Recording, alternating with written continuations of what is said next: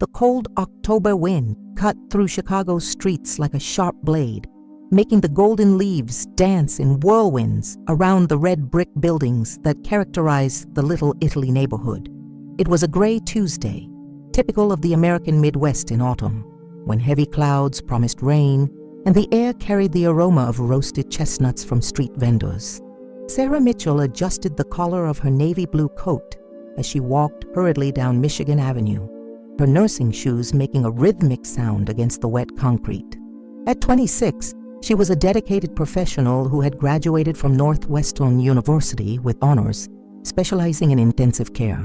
Her light brown hair was pulled back in an impeccable bun, and her green eyes reflected a determination that had been forged through years of night shifts and life or death situations at Chicago General Hospital. That morning, however, Sarah wasn't heading to the hospital where she had worked for 3 years. Instead, she was walking toward the imposing FBI field office building, located in the heart of Chicago's financial district. Her hands trembled slightly, not just from the cutting cold, but from the anxiety that had consumed her since she received the mysterious call the night before. "Miss Mitchell, I need you to come to our office tomorrow at 8:30 a.m. It's a matter of national security," the grave voice on the other end of the line had said, identifying himself only as Agent Johnson. Sarah had spent the entire night wondering what the FBI could want with an ordinary nurse like her. The federal building's lobby was intimidating, with its marble columns and the constant echo of hurried footsteps. Security agents with serious expressions checked her identification multiple times before escorting her to the 14th floor. The elevator rose in silence, and Sarah could feel her heart beating faster and faster against her chest. Agent Marcus Johnson was a middle-aged man with graying hair at his temples and penetrating blue eyes that seemed to see through people. He received her in an austere conference room with gray walls and a metal table that reflected the cold light of fluorescent tubes. Beside him was Agent Rebecca Torres, a severe-looking Latina woman with black hair pulled back and an impeccable dark suit. "Miss Mitchell, thank you for coming," said Johnson, gesturing for her to sit. "I know you must be wondering why we called you here." Sarah nodded nervously, her hands intertwined on the table. "Yes, sir. I have no idea what this could be about." Agent Torres opened a thick folder and removed several photographs, spreading them across the table. Sarah saw images of a man approximately 35 years old, with dark hair and intense eyes. Even in the surveillance photos, there was something magnetic about his presence, an aura of power that transcended the grainy quality of the images. "This is Vincent Marconi," said Johnson, his voice low and serious. "He's the head of one of Chicago's most powerful Mafia families. For the past 5 years, we've been trying to gather enough evidence to prosecute him, but he's extremely careful. We've never been able to infiltrate someone into his inner circle." Sarah looked at the photographs, feeling a chill run down her spine. I don't understand what this has to do with me." Torres leaned forward, her eyes fixed on Sarah's. 3 days ago, Marconi was shot during an assassination attempt. He's hospitalized at St. Mary's Hospital under a false name, in critical but stable condition. He needs 24-hour intensive care. The hospital requested specialized nurses to care for him, continued Johnson. "And that's where you come in. We want you to apply for that position." Sarah's blood seemed to freeze in her veins. "You want me to spy on a mobster?" "We want you to be our eyes and ears," confirmed Torres. "Marconi receives constant visits from members of his organization. Conversations happen beside his bed. Valuable information is exchanged. You would be in a unique position to observe and report." Sarah stood up abruptly, walking to the window that offered a panoramic view of the city. Down below, people looked like ants moving along the sidewalks, oblivious to the dangerous games happening on the upper floors of skyscrapers. "This is insane. I'm just a nurse. I don't have training for this kind of thing." "That's exactly why you're perfect for the mission," said Johnson, joining her at the window. "Marconi and his men would never suspect a dedicated nurse. You would be invisible to them, just another healthcare professional doing her job." Sarah turned to face him, her green eyes shining with a mixture of fear and indignation. "And if they find out?" Do you know what these people do to spies? Torres also approached, her expression softening slightly. Sarah, may I call you Sarah? We understand your fears, and they're valid. But you need to understand that Vincent Marconi is responsible for dozens of deaths, drug trafficking, extortion, money laundering. He's destroyed entire families. This might be our only chance to put him behind bars. Besides, added Johnson, you won't be alone. We'll have undercover agents at the hospital, and you'll receive basic training in surveillance and communication. We also offer complete protection for you and your family after the mission. Sarah thought about her younger sister, Emma, who was in her senior year of high school in Milwaukee, and her retired parents who lived quietly in a small town in Wisconsin. The idea of putting them in danger terrified her, but the possibility of helping to get a dangerous criminal off the streets also intrigued her. How long would this mission last? She asked, sitting back down. Marconi will probably be hospitalized for 2 to 3 weeks, responded Torres. Enough time for us to gather valuable information about his organization and operations. Johnson opened another folder and removed an official document. If you accept, you'll be temporarily designated as an FBI consultant. You'll receive substantial compensation plus complete protection. Your job at Chicago General will be maintained under the justification of medical leave. Sarah read the document, her hands trembling slightly. The numbers were impressive. More money than she would earn in 2 years as a nurse. But it wasn't about the money. It was about doing the right thing, about using her skills for something greater than herself. I need to think, she said finally. Of course, agreed Johnson, but we need an answer by tomorrow morning. Marconi will be transferred to St. Mary's this afternoon, and we want our person there from day one. As Sarah prepared to leave, Torres stopped her with a hand on her arm. Sarah, one last thing. If you accept this mission, you can't tell anyone.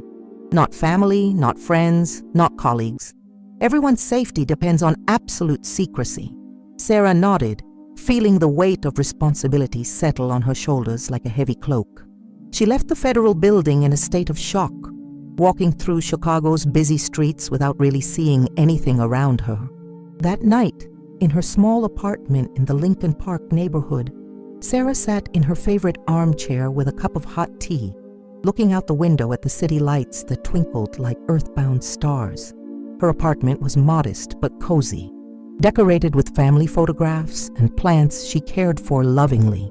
It was her refuge, her safe place in the world. She thought about her career, about all the patients she had helped save, about all the families she had comforted in moments of loss. Being a nurse had always been more than a job for her. It was a vocation, a way to make a difference in the world. Now the FBI was offering an opportunity to make an even bigger difference, but at a personal cost she couldn't yet fully calculate. Sarah picked up her phone and looked at the lock screen photo, an image of her with Emma during summer vacation at Lake Michigan. Her sister was smiling radiantly, her blonde hair flying in the wind. Emma had always admired her, always said she wanted to be like Sarah when she grew up. What would she think if she knew her older sister was considering becoming a spy? The phone rang, interrupting her thoughts. It was her best friend Jessica, a fellow nurse from Chicago General. Hi, Jess, Sarah answered, trying to keep her voice normal. Sarah, I heard you're going to take medical leave. Is everything okay? You seemed strange yesterday at the hospital.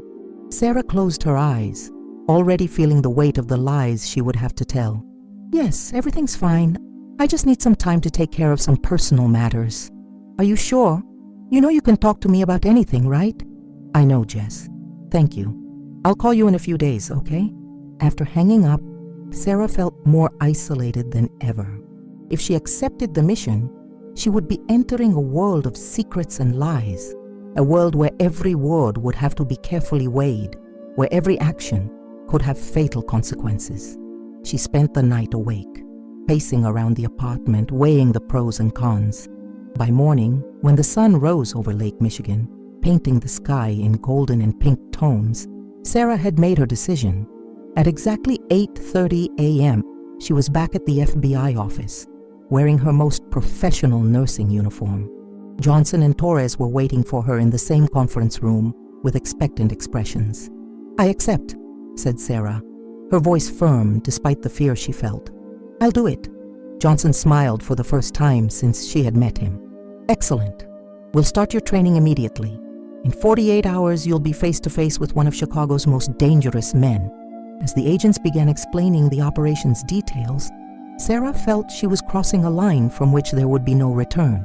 She had no idea that in a few days, her life would be turned upside down in ways she could never imagine, and that the man she was supposed to spy on would become much more than just a mission.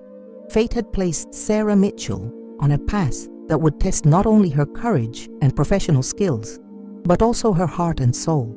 And it would all begin the moment she entered room 412 at St. Mary's Hospital and looked into Vincent Marconi's eyes for the first time. Stout Mary's Hospital rose like a fortress of glass and steel in the heart of Chicago, its windows reflecting the gray sky of Thursday morning. Sarah Mitchell parked her blue Honda Civic in the employee parking lot, her hands still trembling slightly as she turned off the engine. She had spent the last 2 days in intensive training with FBI agents, learning basic observation techniques, communication codes, and how to use a small recording device disguised as a nurse's pin. The training had been surreal. In a windowless room in the basement of the federal building, Torres and Johnson had taught her how to memorize conversations, how to make mental notes of seemingly insignificant details, and how to stay calm under pressure. They had also briefed her extensively about Vincent Marconi and his organization. The Marconi family controls most of the drug trafficking in the Great Lakes region, Torres had explained, showing a complex organizational chart on the wall. Vincent took control after his father's death, Giuseppe Marconi 5 years ago. Since then, he's expanded operations to include money laundering through casinos and construction. Johnson had added more personal details. Marconi is known for his intelligence and calculated cruelty. He doesn't act on impulse like other mob bosses. Every move is carefully planned. This makes him extremely dangerous, but it also means he might let his guard down if he believes he's safe. Now walking through the familiar hospital corridors, though this was different from Chicago General where she worked, Sarah tried to calm her nerves. She had been officially hired as a specialized intensive care nurse, with impeccable credentials provided by the FBI. Her cover story was simple. She was doing temporary work to gain experience in different hospitals. The nursing supervisor, Margaret O'Brien, was a 55-year-old Irish woman with graying hair and a warm smile that immediately put Sarah more at ease. "Welcome to St. Mary's, dear," she said as they walked down the 4th-floor corridor. "I heard you have excellent experience in intensive care. We'll need that for our special patient." "Special patient?" asked Sarah, feigning ignorance. Margaret lowered her voice, looking around to make sure no one was nearby. "We have a patient in room 412 who requires discretion. He's registered under the name Michael Romano, but between us, we know there's more to the story. There are private security guards in the corridor 24 hours a day, and he receives many visits from well-dressed men who don't exactly look like concerned relatives." Sarah nodded, trying to appear only professionally curious. "I understand. What's his medical condition?" 3 gunshots to the chest and abdomen," explained Margaret as they stopped in front of the nurse's station. "Emergency surgery to remove the bullets and repair internal damage. He's stable now but still needs constant monitoring. You'll be responsible for the day shift, 7 a.m. to 7 p.m. While Margaret reviewed the medical chart, Sarah discreetly observed the corridor. There were 2 men in dark suits sitting in chairs near room 412, both with the alert posture of professional security guards. One of them, a bald man with a scar on his neck, watched her with suspicious eyes as she passed. "Those are Mr. Romano's security guards," murmured Margaret. "Tony and Frank. They're polite but intimidating. Just do your job and don't ask unnecessary questions." Sarah nodded, feeling her heart accelerate. This was the moment. In a few minutes, she would be face to face with Vincent Marconi, one of Chicago's most dangerous men, pretending to be just a dedicated nurse. Margaret knocked gently on the door of room 412 before entering. "Mr. Romano, I brought your new nurse, Sarah Mitchell." The room was private and luxurious by hospital standards, with a panoramic view of the city through large windows. There were expensive flowers in crystal vases on the tables, and Sarah noticed that the sheets were of much higher quality than the hospital's normal ones. Clearly, someone was paying for VIP treatment, and then she saw him. Vincent Marconi was semi-reclined in the hospital bed, connected to various monitors that emitted soft, regular beeps. Even injured and wearing a hospital gown, he radiated a magnetic presence that filled the room. His dark hair was slightly disheveled, and there was stubble that gave him a dangerously attractive air. But it was his eyes that impressed her most, dark as coal, intelligent and penetrating, as if they could see through any facade. When their gazes met, Sarah felt an electric shock run through her body. For a moment, she completely forgot why she was there, lost in the intensity of those dark eyes. "So you're my new nurse," said Vincent, his voice hoarse but surprisingly smooth, with just a slight accent that suggested Italian origins. "Sarah, isn't it?" "Yes, sir," Sarah managed to respond, forcing herself to maintain professional composure. "Sarah Mitchell, I'll be taking care of you during the day shift." Vincent studied her for a long moment, his eyes traveling over her face with an intensity that made her blush. "You look very young to be a specialized nurse." "I'm 26 years old with 3 years of experience in intensive care," responded Sarah, grateful to have rehearsed this basic information. "I can assure you that you're in good hands." A slow smile spread across Vincent's face, completely transforming his expression. "I'm sure I am." Margaret, apparently oblivious to the tension in the air, began explaining the medical routine. "Mr. Romano needs vital signs checked every 2 hours, dressing changes twice a day, and administration of antibiotics and painkillers as prescribed. He's doing respiratory therapy to prevent pneumonia." "Understood," said Sarah, approaching the bed to check the monitors. She could feel Vincent's gaze on her, studying every movement. "How are you feeling today, Mr. Romano?" "Pain from 1 to 10. "Depends," he replied, his eyes never leaving her face. "The physical pain is about a 6, but having such a beautiful nurse definitely helps with the general discomfort." Sarah felt her cheeks warm, but maintained professionalism. "I'll check your vital signs now," as she leaned over to adjust the blood pressure cuff on his arm. Vincent murmured low enough for only her to hear, "You have very soft hands. I bet you have a gentle touch." The comment made her stumble slightly, and she had to grab the bed rail to maintain balance. For a moment, their faces were only inches apart, and she could see small scars on his face that spoke of a violent life, but also the vulnerability in his eyes that the injury had brought to the surface. "Sorry," she murmured, straightening up quickly. "Don't apologize," said Vincent softly. "Accidents happen." Margaret, who had left to get some medications, returned at that moment. "Everything okay here?" "Perfectly," responded Vincent, but his eyes remained fixed on Sarah. "Miss Mitchell is very competent." During the next 2 hours, Sarah focused on her medical tasks, checking dressings, administering medications, and monitoring Vincent's vital signs. He was a cooperative patient, following instructions without complaining, but she could feel him constantly watching her, studying her like a predator studies its prey. Around 10:30 a.m., the first visitor arrived. Sarah was adjusting Vincent's pillows when she heard voices in the corridor. The door opened, and a tall man in an expensive suit entered, followed by Tony, the bald security guard. "Vinny," said the man, approaching the bed. He was about 40 years old, with graying hair at his temples and a scar that ran from his left ear to the corner of his mouth. "How are you feeling?" "Better every day, Sal," responded Vincent, his voice taking on a harder, more authoritative tone. "Sarah, this is Salvatore Benedetti, my business consultant." Sarah nodded politely, but Salvatore barely acknowledged her, focusing entirely on Vincent. "We need to talk about the situation with the Torinos. They're making moves in the South Territory." Vincent looked at Sarah, who was organizing medications on the side table. "Sarah, could you give us a few minutes of privacy?" "Of course," she said, heading for the door. "I'll be at the nurse's station if you need anything." But before she could leave, Vincent called her back. "Actually, you can stay. Just continue with your work. Sal, she's professional. Knows how to keep her mouth shut, don't you, Sarah?" Sarah nodded, feeling the weight of Salvatore's gaze on her. Of course, Mr. Romano. Patient confidentiality is sacred. Salvatore seemed hesitant, but Vincent waved his hand. She's fine. Continue.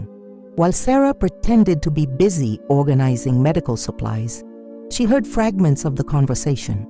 The Torinos were apparently trying to expand their illegal gambling operations into territory controlled by the Marconi family. There were mentions of shipments that needed to be redirected and problems that needed to be resolved. "What do you want me to do about Mickey Torino?" asked Salvatore in a low voice. Vincent was silent for a long moment, his eyes narrowing. "Nothing yet. Let him think he has the advantage. When I get out of here, we'll remind him who really runs this city." The coldness in his voice made Sarah shiver involuntarily. This was the dangerous man the FBI had warned her about, not the charming patient who had been flirting with her. Salvatore noticed Sarah's presence and lowered his voice even more. "Maybe we should continue this conversation elsewhere." "No," said Vincent firmly. "Sarah understands the importance of discretion, don't you, Cara?" When he called her Cara, dear in Italian, Sarah felt a shiver run down her spine. There was something in the way he said the word, an intimacy that made her feel like she was being pulled into a dangerous world from which she didn't know how to escape. "Yes, sir," she responded, keeping her eyes down. The conversation continued for another 15 minutes, with Salvatore reporting various aspects of the family's business. Sarah memorized every detail she could catch, knowing she would have to report everything to Torres and Johnson later.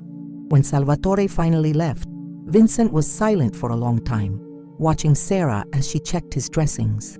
"You're very quiet," he commented finally. "I'm just doing my job," she replied. He murmured, taking her hand when she leaned over to adjust his pillow. His skin was surprisingly warm and soft for someone who lived such a violent life. "You have healing hands, Sarah. I can feel it." Sarah tried to pull her hand away, but he held it gently. "Mr. Romano."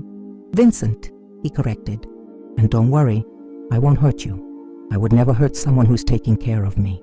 There was something in his voice, a sincerity that caught her off guard. For a moment, she saw not the feared mob boss, but just an injured man who was far from home, surrounded by danger even in his vulnerability. "Do you have family, Sarah?" he asked, finally releasing her hand. "A sister," she replied without thinking, then immediately regretting sharing personal information. "Younger or older?" "Younger. She's in her senior year of high school." Vincent nodded thoughtfully. "Family is important. It's all we really have in the end."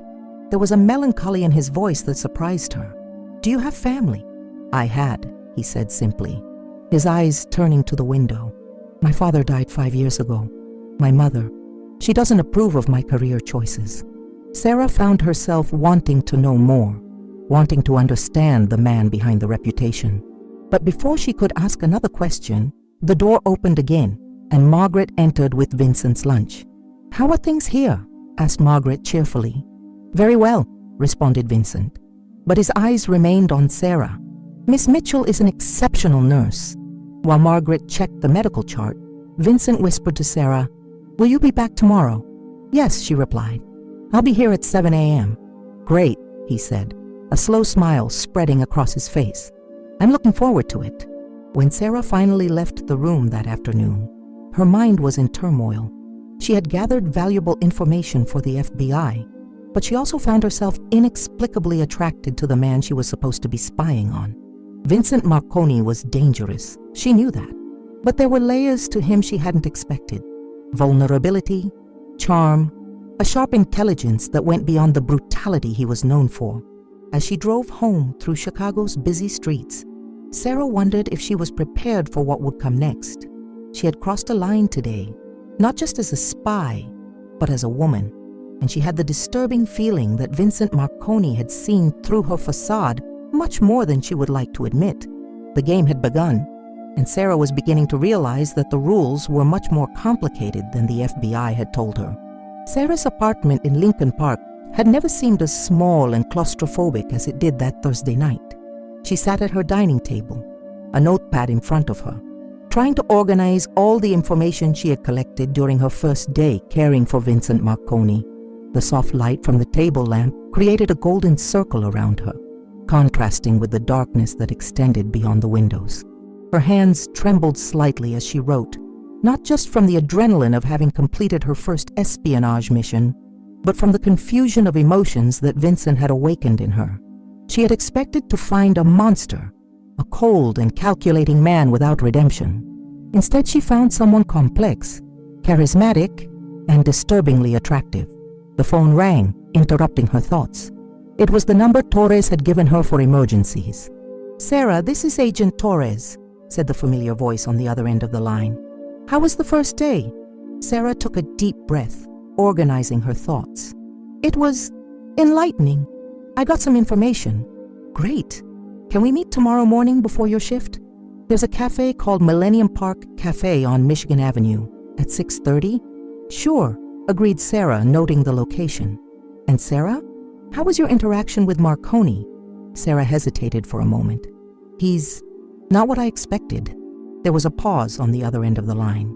"Remember, Sarah, no matter how charming he might seem, Vincent Marconi is a killer. Don't let yourself be fooled by a pleasant facade." After hanging up, Sarah sat in her favorite armchair, a cup of hot tea in her hands, looking at the city lights that twinkled through her window. She thought about the way Vincent had held her hand, the sincerity in his voice when he talked about family, the way his eyes softened when she mentioned her sister. But then she remembered the conversation with Salvatore, the coldness in his voice when he discussed resolving problems with the Torinos. Torres was right. She couldn't let herself be fooled by moments of apparent vulnerability. The next morning, the Millennium Park Cafe was full of Chicago professionals having their morning coffee before work. Sarah found Torres at a table in the back, wearing a navy blue suit and sunglasses, looking more like an executive than a federal agent. "Tell me everything," said Torres without preamble, pushing a coffee towards Sarah. Sarah meticulously reported the conversation between Vincent and Salvatore, mentioning the Torinos, references to shipments and territory. Torres took notes discreetly in a small notebook. "Excellent work," said Torres when Sarah finished. "This information confirms some of our suspicions about an imminent territorial war. Keep observing and reporting." "There's something else," said Sarah hesitantly. "Vincent. He seems to suspect something, not me specifically, but he's very observant, intelligent." Torres studied her carefully. "Did he ask any specific questions about you?" "He asked about my family. I mentioned my sister without thinking." "That's not necessarily bad," said Torres. "Personal information can make you more real to him, less suspicious. Just keep the details vague." When Sarah arrived at St. Mary's Hospital, an hour later, she immediately noticed there were more security guards in the corridor. Besides Tony and Frank, there were two new men she didn't recognize, both with the same alert posture and vigilant eyes. Margaret intercepted her at the nurse's station. "There was some kind of incident last night," she whispered. "Nothing at the hospital, but apparently there were problems in the city. Mr. Romano requested additional security." Sarah nodded, feeling a chill in her stomach. "Is he okay?" "Physically, yes, but he seems tense today." When Sarah entered room 412, she immediately felt the difference in atmosphere. Vincent was sitting on the edge of the bed, wearing a dark silk robe that clearly wasn't hospital property. His hair was combed back, and there was an intensity in his eyes that wasn't present the day before. "Good morning, Mr. Romano," she said professionally. "How do you feel today?" "Better," he replied, but his voice was tense. "Much better, actually." While Sarah checked his vital signs, she could feel the nervous energy radiating from him. "Your blood pressure is a little elevated. Is something worrying you?" Vincent laughed, but there was no humor in the sound. "You could say that. It seems some of my competitors decided that my temporary absence is an opportunity to make bold moves." "Do you want to talk about it?" asked Sarah, surprising herself with her own question. "Sometimes it helps to talk about what worries us." Vincent studied her for a long moment, his dark eyes searching for something in her face. "You really care, don't you? It's not just professionalism." Sarah felt her cheeks flush. "I care about all my patients, but not in the same way," he said softly, getting up from the bed and walking to the window. Even injured, he moved with a feline grace that spoke of contained strength and power. There's something different about you, Sarah. Something that makes me want to trust. The word trust hit her like a punch to the stomach. Here was this man, dangerous and powerful, talking about trusting her while she betrayed him at every moment. Trust can be dangerous in your line of work, she said carefully. Vincent turned to face her, an ironic smile playing on his lips. My line of work? And what line of work do you think that is? Sarah realized she had stepped into dangerous territory. I assume it's something that requires a lot of discretion. Discretion, he repeated, approaching her slowly. Yes, you could say that. Before Sarah could respond, the door opened abruptly. Salvatore entered, followed by a man she hadn't seen before, younger, with blonde hair and a scar across his left eyebrow. Vinny, we have problems, said Salvatore without preamble. The Torinos attacked the warehouse in the South Zone last night. The transformation in Vincent was instantaneous.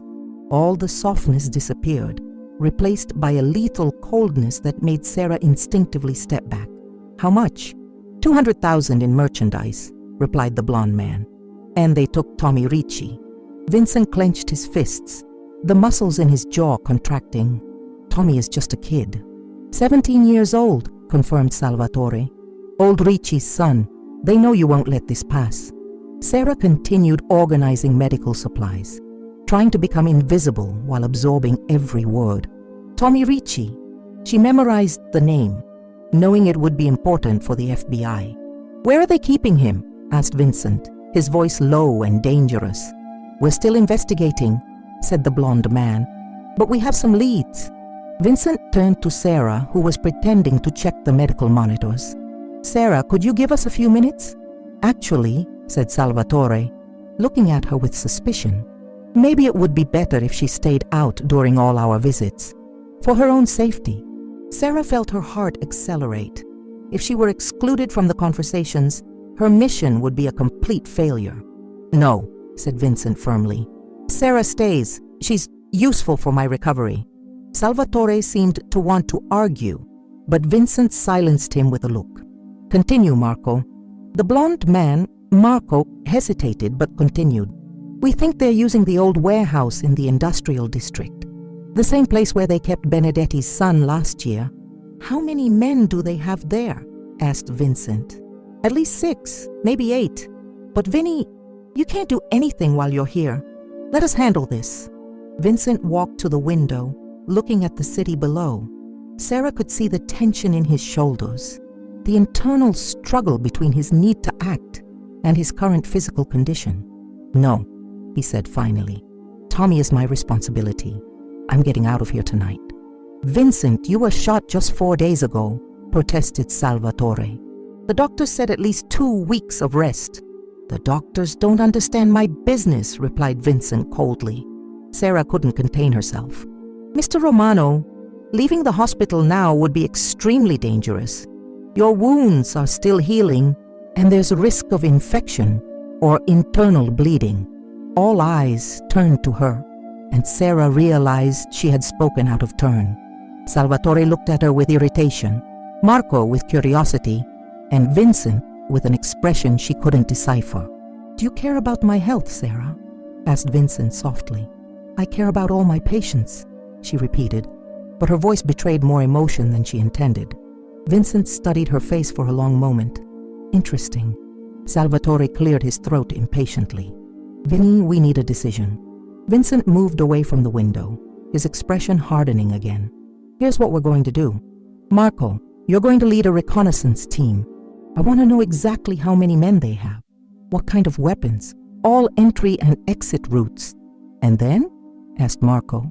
Then we're going to remind them why nobody messes with the Marconi family. The coldness in his voice made Sarah shiver. This was the man the FBI had warned her about, the ruthless killer hidden behind the charm and vulnerability. Sal, I want you to coordinate with our contacts in the police. Make sure they're busy elsewhere when we make our move. When? Asked Salvatore. Vincent looked at Sarah, then back at his men. Tomorrow night. That gives me 1 more day to recover. After Salvatore and Marco left, the room fell silent. Vincent sat heavily on the bed, and Sarah could see that the conversation had drained his energy. "You disapprove," he said. It wasn't a question. Sarah hesitated. "It's not my place to judge." "But you judge anyway." She approached the bed, checking his dressings. "You talked about Tommy as if he were family." "He is," said Vincent simply. "His father has worked for me for 20 years. Tommy is like a nephew to me." "Then you understand why you need to take care of yourself," said Sarah softly. "You can't help anyone if you're not well." Vincent took her hand when she adjusted his pillow. "You really care, don't you?" Sarah looked into his eyes and saw not the feared mob boss, but a man worried about someone he loved.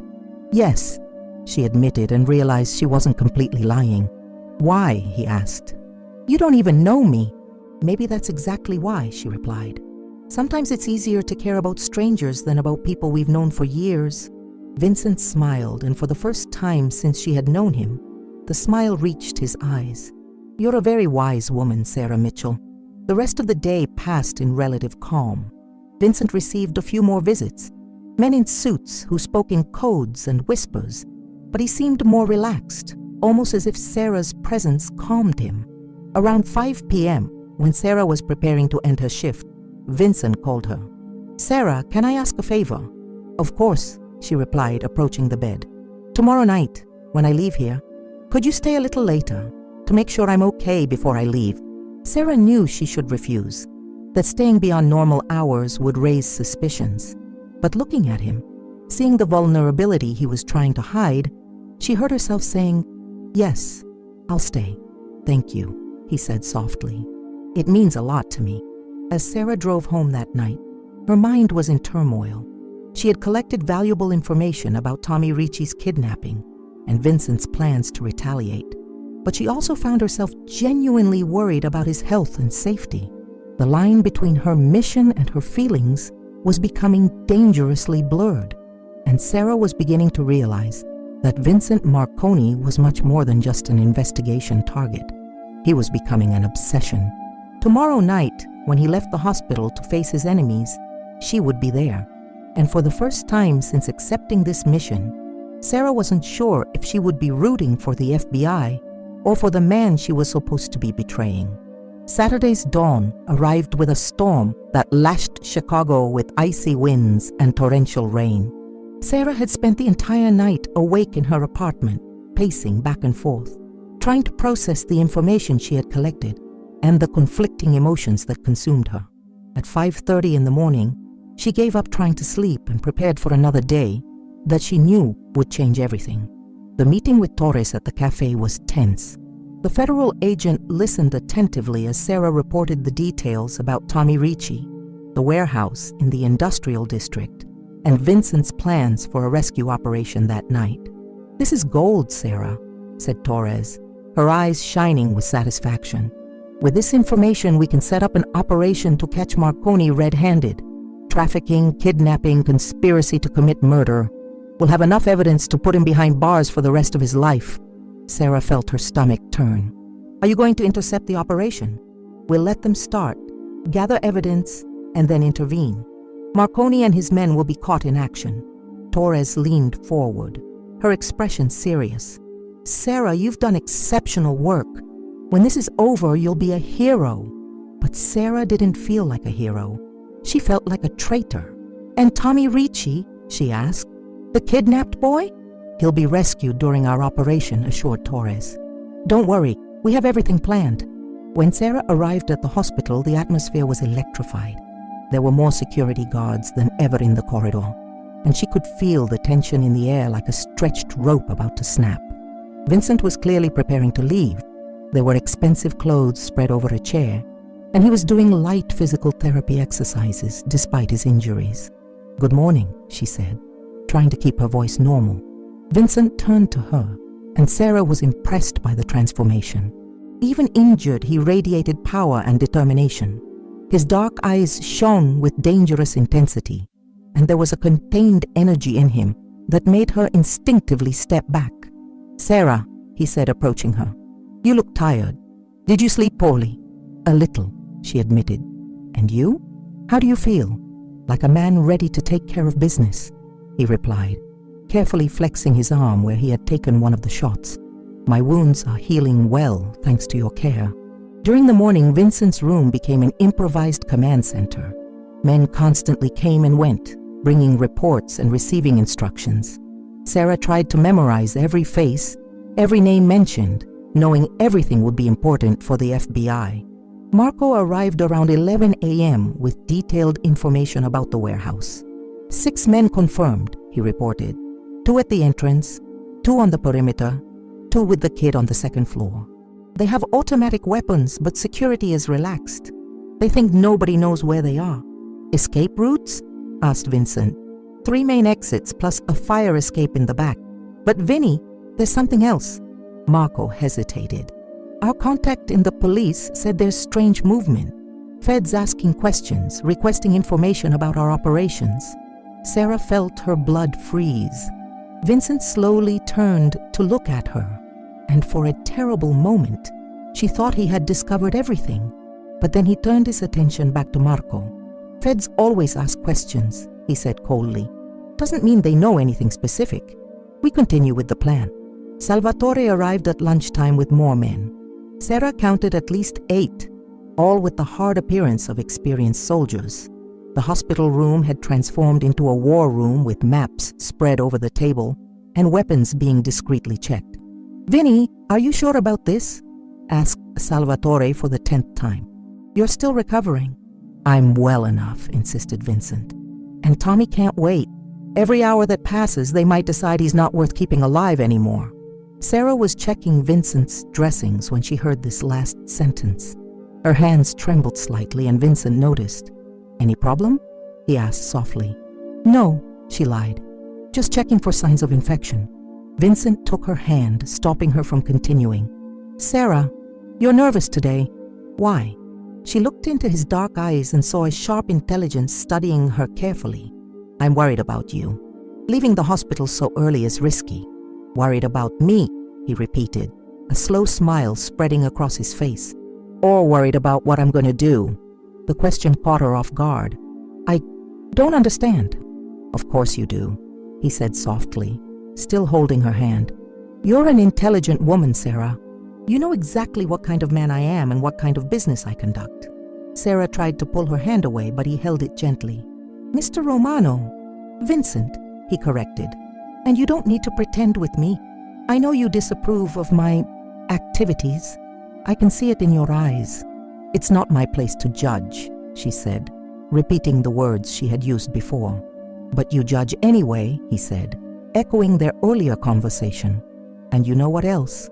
I care about your opinion. I don't know why, but I care. Before Sarah could respond, Salvatore approached. Vinny, we need to go. The longer we wait, the greater the risk. Vincent nodded, but his eyes remained fixed on Sarah. You promised to stay late today. Yes, she said, her voice almost a whisper. Great. When I come back, I want to talk to you. Really talk. The next few hours passed in a haze of preparations and growing tension. Vincent dressed carefully, choosing a dark suit that disguised his bandages. He moved with determination, but Sarah could see the signs of pain he was trying to hide. Around 6 p.m., when Sarah's shift would officially end, Margaret appeared in the room. Sarah, dear, you can go home. The night shift nurse has already arrived.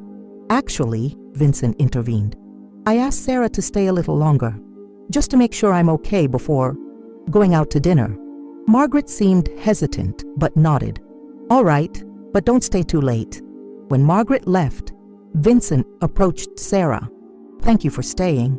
Vincent, she said, using his name for the first time, you don't have to do this. There are other ways to solve problems. Like what? He asked, genuinely curious. The police. Vincent laughed, but there was no humor in the sound. The police? Sarah, do you think the police care about Tommy Ricci? He's just another Italian kid from the wrong side of town to them. But violence only breeds more violence, she insisted. Vincent approached her, his eyes intense. Sometimes, Cara, violence is the only language certain people understand. The Torinos kidnapped an innocent boy to provoke me. If I don't respond, they'll do worse next time. Sarah could see the twisted logic in his words. but she could also see the man behind the mask, someone who genuinely cared about Tommy, who felt the weight of responsibility. "And if something happens to you?" she asked softly. Vincent smiled, and this time the smile was genuine. "Would you care?" The question hit her like lightning. Looking into his eyes, seeing the vulnerability he was trying to hide behind the bravado, Sarah realized with horror that yes, she would care. Very much. "Yes," she admitted, her voice almost inaudible. Vincent moved closer, raising his hand to touch her face. "Sarah." The door opened abruptly, and Salvatore entered. "It's time, Vinny." Vincent sighed, letting his hand fall. 5 minutes. When Salvatore left, Vincent turned back to Sarah. "When I come back, we'll finish this conversation." "And if you don't come back?" she asked, the words coming out before she could stop them. Vincent took both her hands, looking deeply into her eyes. "Then I want you to know that meeting you, being cared for by you, was the best part of being in this terrible place." Before Sarah could respond, he leaned over and kissed her forehead softly. "Arrivederci, cara." And then he was gone, leaving Sarah alone in the room with the echo of his words and the weight of her betrayal. Sarah knew she should call Torres immediately, report that the operation was beginning, but instead, she sat in the chair beside Vincent's empty bed, her hands trembling as she struggled with the impossible choice before her. Outside, the storm continued to lash Chicago, as if the city itself could sense that something terrible was about to happen. And at the center of it all, Sarah Mitchell, nurse, spy, and now something she never thought she would be, a woman in love with the man she was supposed to destroy. The phone in her purse rang. It was Torres. Sarah looked at the phone, then at the window where the city lights shone through the rain. Somewhere out there, Vincent was heading toward what could be his death or imprisonment, and she had the power to determine which it would be. With trembling hands, she answered the phone. Torres. "Sarah, where are you? We need the exact location and timeline." Sarah closed her eyes, feeling tears burn behind her eyelids. They left. I don't know where." There was a pause on the other end of the line. "Sarah, are you okay? Your voice sounds strange." "I'm fine," she lied. "Just tired." "All right. Stay safe and call us if you know anything." After hanging up, Sarah allowed herself to cry for the first time since accepting this mission. She had made her choice, and now she would have to live with the consequences. Out there, in the stormy darkness of Chicago, Vincent Marconi was heading toward a confrontation that would change everything, and Sarah could only wait and hope that her betrayal of the FBI wouldn't cost the life of the man she had fallen in love with. Sunday's dawn arrived with an unsettling silence that contrasted dramatically with the previous night's storm. Sarah had spent the last 6 hours in Vincent's empty room, alternating between pacing nervously and sitting in the chair beside the bed, watching the phone in her hands as if it could magically give her news about his fate. At 3:47 a.m., her phone finally rang. It was a number she didn't recognize. "Sarah." The voice was Marco's, tense and urgent. "Marco, what happened? Is Vincent okay?" "He's alive," said Marco quickly, "but injured. We need you." Sarah's heart raced. "Where are you?" "I can't talk on the phone." "Do you know Riverside Park, near the river? There's a pedestrian bridge at the north entrance. Be there in 20 minutes. Come alone." The line went dead, leaving Sarah with 1,000 questions and a terrible fear in her chest. She knew she should call Torres, that she should follow FBI protocol, but the only thing she could think about was that Vincent was injured and needed her. 20 minutes later, Sarah was standing on the pedestrian bridge at Riverside Park, the cold breeze from the Chicago River cutting through her coat. The area was deserted, illuminated only by a few street lamps that created circles of yellow light in the darkness. She could hear the soft sound of water flowing below and the distant noise of morning traffic beginning in the city. A dark car approached slowly, its headlights cutting through the morning fog. Marco got out of the driver's side, looking nervously around before approaching her. "Thank you for coming," said Marco, his voice heavy with exhaustion. "Vincent is in a safe place, but he's bad. Lost a lot of blood." "What happened?" asked Sarah, following him to the car. "It was a trap. explained Marco as he drove through Chicago's empty streets. Someone warned the Torinos we were coming. They were waiting for us. Sarah's blood froze. She knew exactly who had warned them, or at least who should have warned them. Her decision not to pass complete information to Torres had saved Vincent from certain imprisonment, but apparently hadn't saved him from an ambush. "Tommy?" she asked. "We got him out of there, but it cost us. We lost 2 men, and Vincent took another shot, in the shoulder this time, but he was already weak from the previous injuries." Marco took her to an abandoned warehouse on the south side of the city, far from the busy downtown neighborhoods. The building looked like it had been a factory decades ago, with broken windows and bricks blackened by time.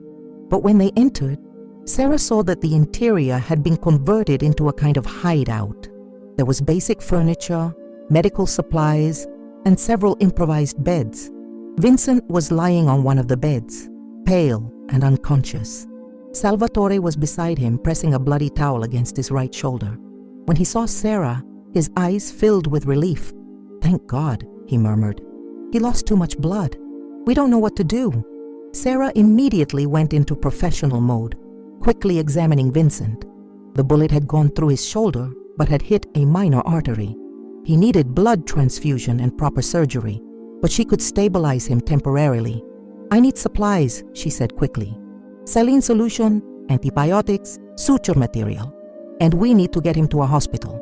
"We can't," said Salvatore. "The police and feds are looking for him. All hospitals are being watched." Sarah worked feverishly for the next 2 hours, using her nursing skills to stabilize Vincent. She managed to stop the bleeding, administer intravenous fluids, and properly clean the wounds. Slowly, his color began to improve. When Vincent finally opened his eyes, the first thing he saw was Sarah's face leaning over him. "Angel," he murmured, his voice hoarse. "I knew you would come." "How do you feel?" she asked, checking his vital signs. "Like I've been hit by a truck," he said, trying to smile. "But better now that you're here." Salvatore approached the bed. "Vinny, we need to talk about how the Torinos knew we were coming." Vincent tried to sit up, grimacing in pain. "Someone betrayed us." "Or someone was watching us," said Marco grimly. "There are rumors that the feds have someone infiltrated." Sarah felt her heart stop. Vincent looked directly at her, and for a terrible moment she thought he had discovered everything. But then he shook his head. "It doesn't matter now," he said. "What matters is that Tommy is safe and we're alive." During the next few hours while Vincent rested, Sarah had time to think about her situation. She had betrayed the FBI to protect Vincent, but now she was hiding a fugitive. There was no going back. She had crossed a line from which she couldn't return. Around noon, her phone rang. It was Torres. "Sarah, where are you? We've been trying to contact you all morning." "I'm at home," lied Sarah. "I wasn't feeling well. We have news about last night's operation. There was a shootout in the industrial district. 2 of Marconi's men were killed, but he escaped. Do you have any information about where he might be?" Sarah looked at Vincent, who was sleeping peacefully on the improvised bed. "No, none." "Sarah, your voice sounds strange. Are you sure you're okay?" "I'm fine," she insisted. "Just tired." After hanging up, Sarah sat beside Vincent's bed, watching him sleep. Even injured and vulnerable, there was something magnetic about him that attracted her. She tried to remember all the reasons why she should turn him in. The crimes he had committed, the lives he had taken, the danger he represented to society. But when she looked at him, all she saw was the man who had spoken fondly about Tommy, who had shown vulnerability when he mentioned his family, who had kissed her forehead with a tenderness that made her forget everything else. Vincent opened his eyes and found her watching him. "Penny, for your thoughts," he said softly. "I was thinking about choices," she replied, "and about how sometimes we do things we never thought we'd be capable of doing." Vincent struggled to sit up, grimacing in pain. "Sarah, I need to tell you something." "What?" "I know who you are." Sarah's blood froze. "I don't understand." Vincent smiled sadly. "I know you work for the FBI, Cara. I've known since the second day." Sarah felt as if the ground had disappeared beneath her feet. "Vincent." "Shh," he said, raising his hand to touch her face. "Let me finish. When you showed up at the hospital, too convenient, too perfect, I did some checking. I found out about your sudden transfer, about the people who made recommendations for you. It wasn't hard to connect the dots. Then why didn't I do anything? Why didn't I throw you out or worse? Vincent sighed, because for the first time in my life, someone looked at me and saw not the mob boss, but just a man. You cared about me, Sarah, genuinely cared. And I fell in love with you. Tears began streaming down Sarah's face. Vincent, I'm sorry. You never wanted what? To betray me? But you didn't betray me, did you? Last night, when you could have given your superiors our exact location, you didn't. Why? Sarah looked into his dark eyes and saw understanding, forgiveness, and something deeper that made her tremble. Because I fell in love with you too. Vincent smiled, and this time the smile was radiant. So we have a problem, don't we? A big problem, she agreed, laughing through her tears. Sarah, he said, becoming serious again. I want to get out of this life. I want to leave the family business, leave Chicago, start over. But I can't do it alone. What are you saying? I'm saying I want a chance to be the man you see when you look at me. I want a chance for us to be happy together, away from all this. Sarah knew she should say no. She knew that running away with a fugitive criminal would destroy her career, her reputation, possibly her life. But looking at Vincent, seeing the sincerity in his eyes, she realized she had already made her choice long ago. Would we go? She asked. I have contacts in Europe. We can disappear, start a new life. You could work as a nurse again, and I would find something legitimate to do. And Tommy, your man, Salvatore can take care of the business. It's time for him to take over anyway. And Tommy is safe now. That's all that matters. Sarah thought about her sister Emma, her parents, the life she was leaving behind. But then she thought about the man in front of her, the love that had grown between them against all odds, the chance for something real and true. Yes, she said finally. Yes, I'll go with you. Vincent pulled her into a kiss, ignoring the pain in his injuries. It was a kiss full of promises, hope, and a future they would build together. In the following days, Vincent and Sarah carefully planned their escape. Salvatore, though reluctant to see his boss leave, understood it was the only way for Vincent to have a real chance at happiness. He promised to take care of the business and ensure the transition was smooth. Tommy Ricci, still recovering from his trauma, came personally to say goodbye to Vincent. The 17-year-old boy hugged the man who had risked everything to save him. Thank you, Uncle Vincent, he said, using the affectionate term he had always used. For everything. Take care of yourself, kid, replied Vincent, emotional. And remember, you always have choices. Make the right ones. A week later, Sarah Mitchell officially disappeared. The FBI found her apartment empty, a resignation letter on her desk, but no trace of where she had gone. Torres and Johnson were furious, realizing they had been deceived by their own agent. Vincent Marconi also disappeared, leaving Salvatore in charge of the family. The police and FBI continued searching for him, but it was as if he had evaporated into thin air. In reality, they were on a flight to Europe, holding hands, looking out the airplane window as Chicago disappeared into the clouds below. Sarah had left a letter for her sister Emma, explaining that she had found love and was following her heart, promising that someday they would meet again. Vincent looked at Sarah, seeing the mixture of fear and hope in her green eyes. Any regrets? He asked softly. Sarah squeezed his hand, thinking about everything she was leaving behind and everything she was gaining. Ask me again in a year, she said, smiling through her tears. And as the plane flew toward an uncertain but possibility-filled future, two fugitives who had found love in the most unlikely circumstances prepared to discover if love really could conquer all. The morning sun filtered through white linen curtains, creating golden patterns on the wooden floor of the small house in the Tuscan hills. Sarah, now known to neighbors as Sofia Romano, woke to the familiar sound of Vincent moving quietly through the kitchen, preparing breakfast as he had done every morning for 5 years. She stretched in bed, smiling as she heard the soft sound of Italian music playing on the radio and the aroma of fresh coffee and homemade bread filling the house. Through the window, she could see the vineyards that Vincent had planted with his own hands, now flourishing under the Italian sun. "Buongiorno, amore mio," said Vincent when she appeared in the kitchen, wearing a light blue silk robe. He was standing by the stove, preparing eggs, his hair now slightly gray at the temples, his face bronzed by the Tuscan sun. The scars from his injuries had faded, but were still visible, permanent reminders of the life he had left behind. "Good morning," she replied, hugging him from behind and kissing his neck. "How did you sleep?" "Perfectly," he said, turning in her arms to kiss her softly. "As I always sleep when you're beside me." They had breakfast on the terrace, watching the valley stretch before them, dotted with olive trees and small stone villages. It was a view that never failed to take Sarah's breath away, even after 5 years.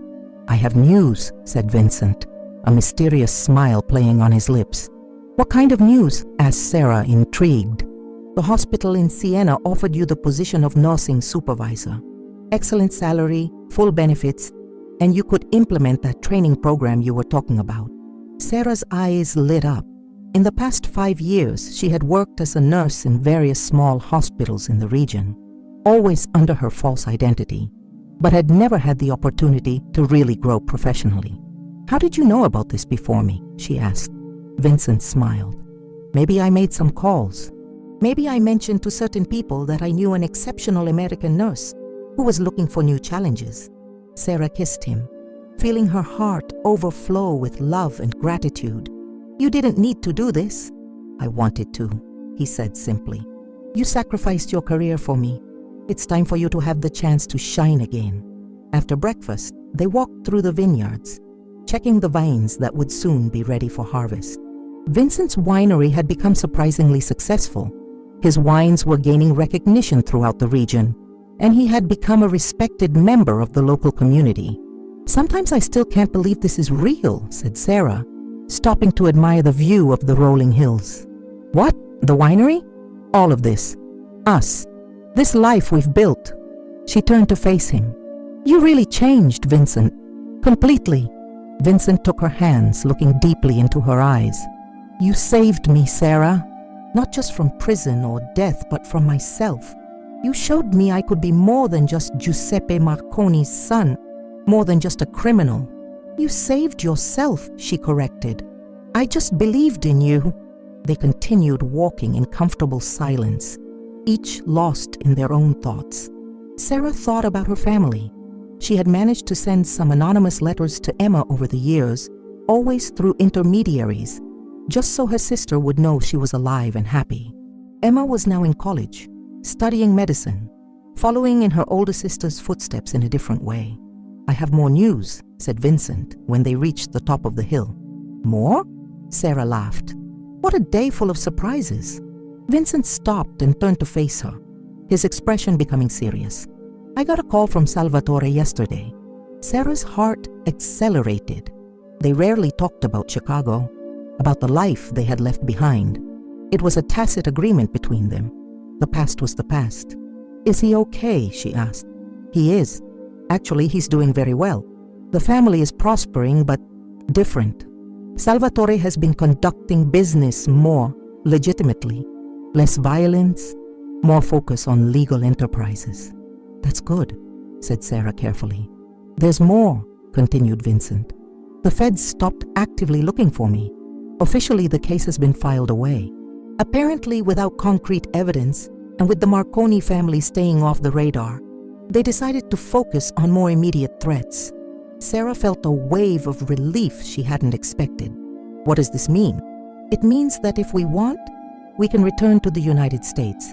Not immediately, not openly, but it's possible." Sarah was silent for a long moment, processing the information. The possibility of seeing her family again, of returning home, was something she had buried deep in her heart. "Do you want to go back?" she asked finally. Vincent looked around, at the vineyards he had planted, at the house they had built together, at the life they had created. "No," he said with certainty.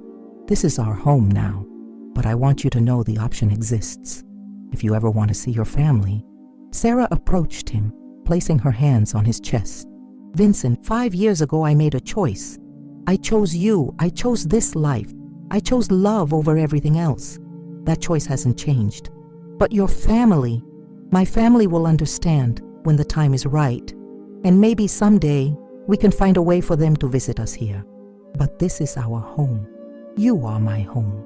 Vincent kissed her then, a kiss full of love, gratitude, and promises for the future. When they separated, he smiled. There's one last thing, he said, putting his hand in his pocket. Vincent, if you have more surprises, my heart might not be able to take it. He laughed, but his expression became nervous. This is the most important one. To Sarah's complete shock, Vincent knelt right there on top of the hill, with the vineyards stretching around them and the Tuscan sun shining over their heads.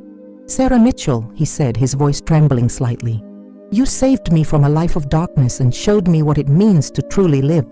You are my partner, my best friend, my great love. Will you marry me? Officially this time? He opened a small velvet box, revealing a simple but elegant ring with a diamond that sparkled like the tears now streaming down Sarah's face. Yes, she said, laughing and crying at the same time. Yes, yes, 1,000 times, yes! Vincent slipped the ring on her finger and stood up to kiss her, spinning her in the air as she laughed with pure joy. When? She asked when he put her down. How about next month? A small ceremony, just us and some local friends. We can do it in the vineyard overlooking the valley. Perfect, she said, admiring the ring on her hand. Absolutely perfect.